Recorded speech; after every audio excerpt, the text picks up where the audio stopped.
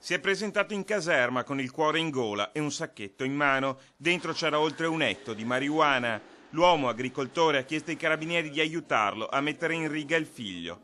Una richiesta d'aiuto disperata. Presentandosi in caserma nel consegnarci un sacchetto pieno di droga, ha detto mi fido di voi, sono sicuro che farete possibile per redimere mio figlio, conto sul vostro aiuto. Nel corso della perquisizione domiciliare i carabinieri hanno anche rinvenuto nella stanza del sedicenne una manciata di bossoli e un bilancino di precisione. Quanto è bastato per contestare al sedicenne la detenzione ai fini di spaccio di sostanze stupefacenti, contestazioni che non lo hanno scalfito. Il giovane, sentito in caserma, non ha fornito alcuna giustificazione, anzi si è dimostrato particolarmente arrogante. Proprio in vista del periodo natalizio le forze dell'ordine hanno intensificato i controlli nei pressi degli edifici scolastici e verso i canali di approvvigionamento dello stupefacente nella Marca.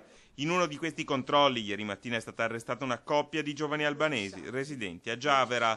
Stavano effettuando un trasporto di marijuana. Nel furgone, sistemato in sacchi sottovuoto, ne avevano 10 kg. Siamo intorno ai 100-120 mila euro e temiamo, insomma, destinate soprattutto, sono droghe che finiscono soprattutto in mano ai giovani, ai più giovani, per il prezzo più abbordabile, chiaramente, per cui destinata ai giovani della provincia di Treviso. Secondo la polizia lo stupefacente sarebbe stato venduto in feste e veglioni di fine anno, un periodo in cui solitamente la domanda di stupefacenti subisce un'impennata.